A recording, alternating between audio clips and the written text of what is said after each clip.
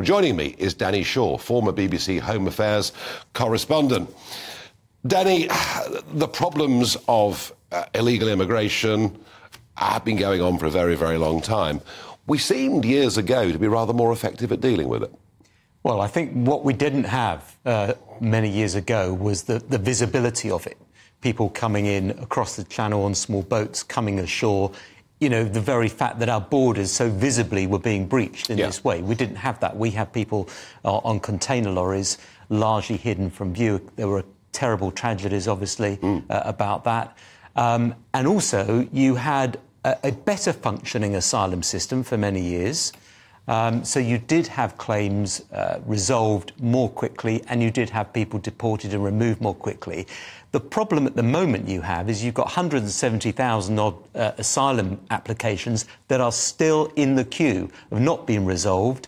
I think the total number of people who've come across small boats and have claimed asylum since 2018, who've had their claims removed, dealt with, is about 20%. Yeah. So 80% of asylum claims since 2018, small boats arrivals, have not been dealt with. So anyone who's wanting to come across will look at that and say, well, I come here, whether my claim is valid or not, I can stay for a bit. Or you just disappear, as an increasing number of people are from these hotels, much higher levels of people absconding. But Danny, how is it that, and even though, we used to call the Home Office not fit for purpose more than a decade ago, it's even less fit, it would seem, now. But how is it we were able to remove people more easily a few years ago than we are now?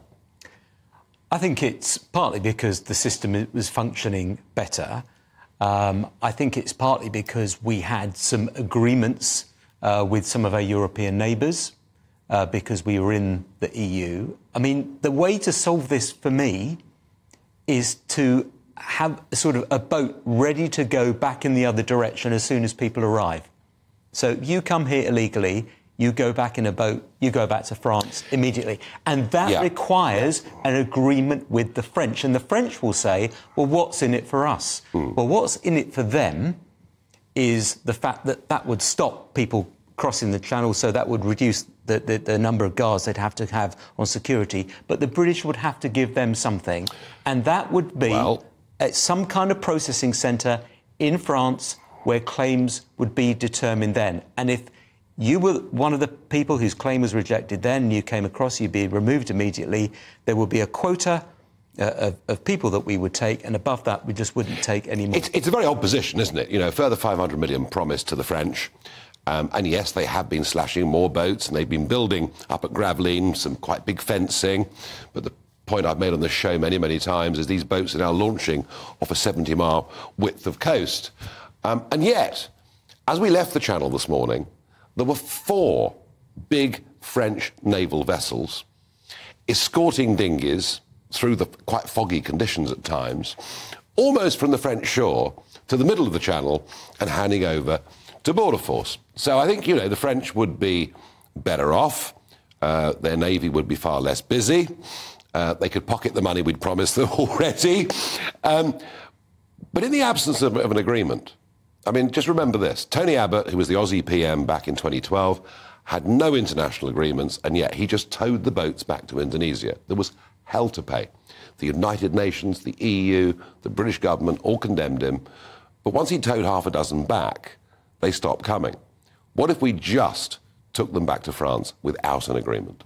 Well, that's just not going to happen. I don't think it's going to happen under this government, and I don't think it's practical, Nigel. I don't think it's feasible.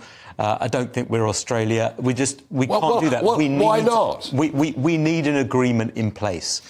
You can't just take people back like that. You need an agreement, but that requires hard work. It requires ministers to shuttle backwards and forwards, to offer various things, and that takes many, many weeks and many months to do that.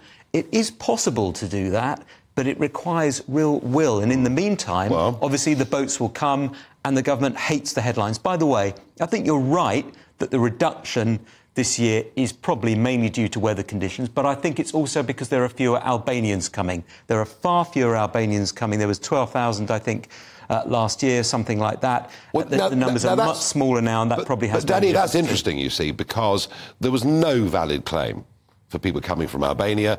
You know, the vast majority. Germany was zero. Zero. Yeah. I mean, we seem to grant 50% asylum for reasons that are quite beyond me, for a country that's a holiday destination, a democracy. But we did deport about 1,800 young men back to Albania. So you see, that's the reason fewer Albanians are coming, I think. Yeah. They're being replaced by people coming from the subcontinent, from the Punjab. But, OK, I think we should be like Australia. You don't. Barring that, Rwanda. A Rwanda plan, you know, the government's plan, passed, and yet various legal challenges, both in this country and potentially, of course, and we saw an interjection already from the European Court of Human Rights, isn't part of the problem here. We're in a terrible legal muddle. Well, we're awaiting the result of the appeal, so the courts are going to rule on that. They've given the green light so far. It's likely to go all the way to the UK Supreme Court. So we'll have to see how that pans out and whether the government can get flights off in the meantime. I personally don't like the Rwanda deal. I don't like it at all. From a moral standpoint, I think it's wrong. It feels like we're not dealing with the problem, so we're exporting it to a country that, you know, is happy to receive, you know, a huge amount of money from us to deal with it. Yeah. I don't like it. I think it's an abdication of our responsibilities. What we should be doing is reaching an agreement with our EU counterparts, and that requires hard work. It may not be popular, but that's the only way around it. And it may not be possible. Well, we have to try it. I mean, if they want to be bloody-minded, and, you know, they in the past have been quite often. But, you know, we can try it. I mean, David Blunkett got an agreement with them, didn't he? About he did, the controls. Sangatte Agreement. Yeah. He got the Sangatte Agreement 20 years ago. Juxtaposed controls, you know, it is possible to do that. You know, people didn't think that we would get some sort of agreement with the EU to fix the problems in Northern Ireland. That was possible through hard work and negotiation, endless meetings and all the rest of it. It is doable. Well, I think the Americans played a bit of a role in Northern Ireland too. And a final thought, Danny, on all of this, perhaps a slightly more political question, so maybe unfair. But when Sunak just stands in front of us last Monday saying, I've brought these policies into place, you know, it's down, we're winning, and I get the Albania point. But actually, there's no end in sight, is there? There's no immediate end in sight. You have to remind yourself that the numbers, although a bit lower than last year, are still well above the figure that in 2021 and 2020.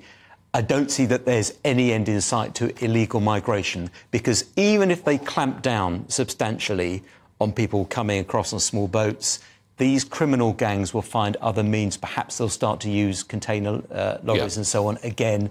Yeah, and people will pay them. The going rate's about $3,500 to get across, and all the while they think they can get here and stay, they'll keep paying the $3,500. Danny Shaw, thank you.